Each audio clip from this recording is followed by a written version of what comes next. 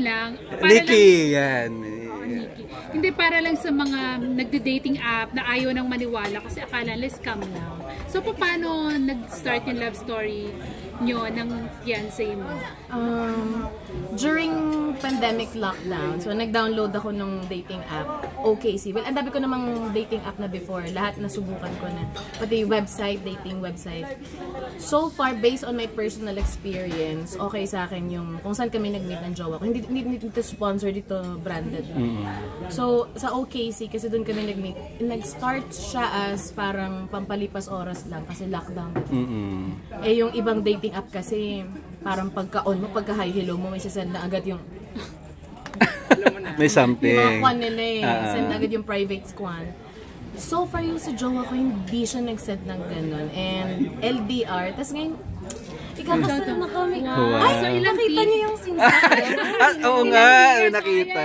Focus pa talaga yung Pero ano yan? Mukhang ano, Parang how, buti nag-work out yung parang long distance love affair, parang gano'n. ano talaga, totoo yung constant communication. Parang cliche pakinggan na communication is the key. Pero yun talaga eh. Hindi naman kami every minute nag-uusap, pero at the end of the day, we make sure na meron talagang mag-uusap kayo. Hindi pwede lumipas yung araw na hindi kayo mag-uusap. Tsaka it helps kung yung mga nagsisend din kayo ng mga kung ano-ano. Ilang taon na siya? 35, ako 31. Wow, so match na match yung ano. Anong work niya? Professor. Wow! Ang haba ng Sa theology. Wow. Pero So, nakita. banal-banalan. Yes, pero ano siya, hindi siya yung parang super banal na ano eh. I mean, conservative siya, yes. Pero may mga tattoo din siya and ano. Kasi meron kasabihan, di ba, parang kailangan sa relationship may matalino. So siya na yun. Tapos Nikki, yung ano, paano mo nalaman na siya na? Kumbaga, paano siya nagtapat sa'yo? Nakapunta ba siya rito just to visit you personally? Ano ba? Nalaman kong siya na nung isang buwan na kami nag-chat, hindi siya nagsisend ng ng private parts. Kasi kadalasan sa dating app, ganun eh. 1 week or actually pagka-hi mo pala, magsisend na agad ng picture ng nila.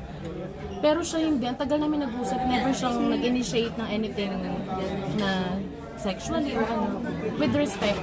Hanggang sa, nung unang nag-open yung borders ng Philippines, pandemic din, pumunta siya.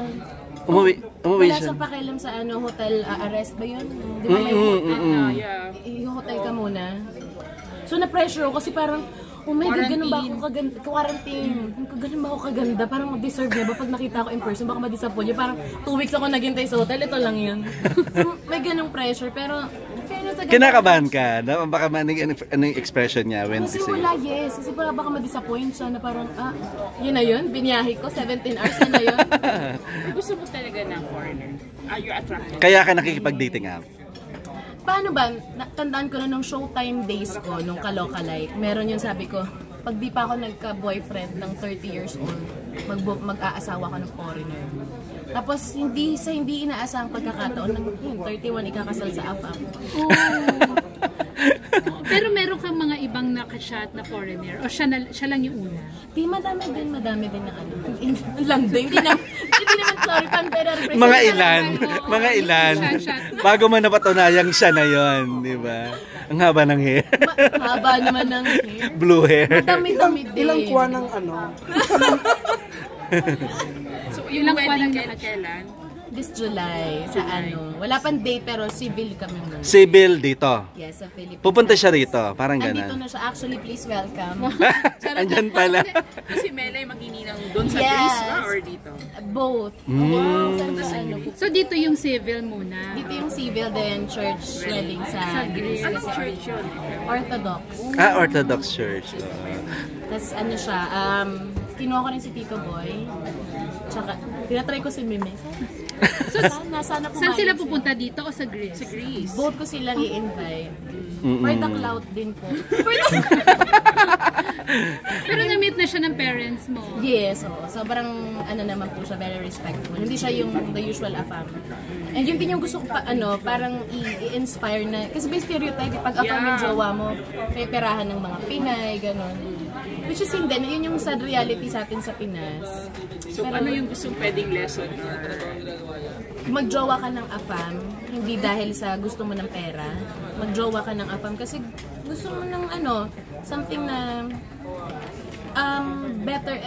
something na unique and yung connection. Alam niyang influencer ka dito. Alam niyang nasa showbiz ano ka dito. Ang alam niya po talaga lalaki ako. Charot. Hindi alam. Talaga, nagkaroon siya ng gano'n? May ganun siya nung simula kasi nag-manage ako, diba? So akala niya nung una trans ako. And he doesn't mind. Like, wala siyang... Nung first kami nagkaka-chat pero eventually nung sinabi ko, di babae ako, okay lang din sa kanya, either way. So, ibig sabihin, kasi parang nagda-trending din si Lee. Di ba nagkaroon siya ng boyfriend na parang na foreigner. Ibig sabihin talagang successful yung love life. Oo. Yes, ikakasal naman. So after yung ikasal, saan kayo titira? Sa Greece o dito? Are you going to showbiz yung stop yung showbiz, give up the showbiz? Kung kinakailangan, tapos yung anak ko na lang pag-aartistahin para mas maganda may bahay. May pinapag-usapan niyo na ba yan? Ako saan kayo mag-stay after the wedding? Doon talaga sa So for the meantime, iiwan mo muna.